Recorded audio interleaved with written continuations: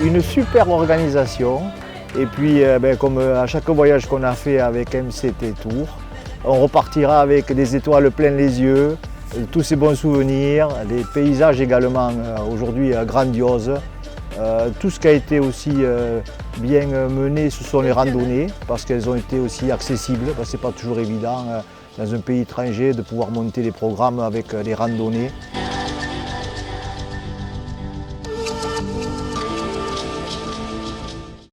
Donc là, ça a été vraiment accessible, on a eu des panoramas époustouflants et surtout aussi un bon encadrement, toujours à nos petits soins.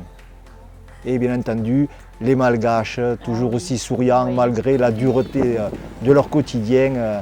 Ils ont le cœur sur la main et c'est vrai que chaque fois, ça nous fait chaud au cœur de venir et d'arriver à contribuer un peu à améliorer le quotidien on va dire, des Malgaches et de cette belle île. Voilà.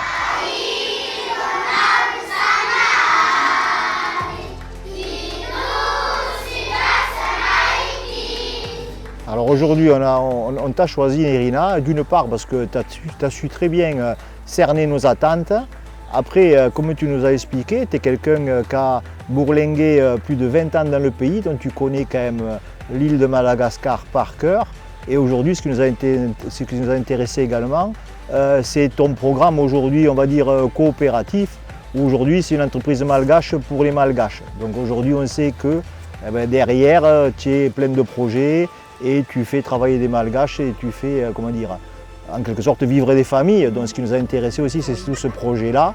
Et puis surtout, avoir affaire à un vrai pro du tourisme qui maîtrise parfaitement son sujet et qui sait très bien cibler les attentes des clients.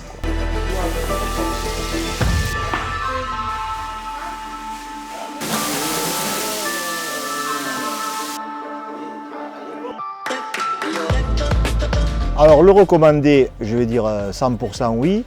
Maintenant, la catégorie quand même de clientèle, il faut avoir un peu l'esprit aventure.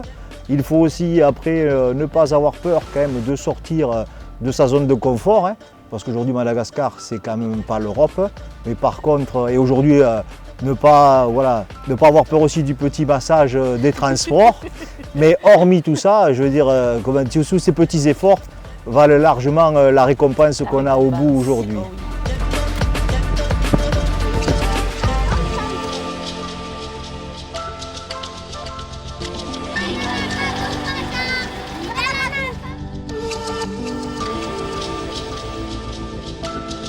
Je suis d'accord avec lui. Et c'est vrai qu'une petite pause toutes les 2 heures en voiture nous permettrait également d'apprécier tous ces beaux paysages de Madagascar.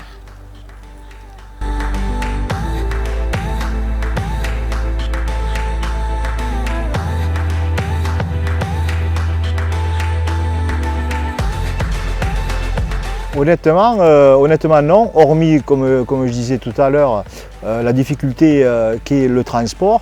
Et aujourd'hui peut-être de faire suivant les heures, parce que malheureusement on ne compte pas en kilomètres mais en temps à Madagascar. Et c'est vrai qu'au bout d'un certain nombre d'heures, c'est bien de faire une petite pause avec peut-être un panorama, de façon justement à faire cette coupure, parce que bon, les trajets varient quand même entre 4, 6, 8 heures, suivant où on veut se déplacer dans le pays. Il y a quand même de la distance à parcourir et surtout de la durée. Voilà. Donc s'il y avait quelque chose pour nous à juste améliorer, mais c'est juste pour se dégourdir un peu les jambes, c'est 10 minutes, un quart d'heure maximum. C'est juste que ça fasse une coupure et pour repartir sur la route, quoi, voilà.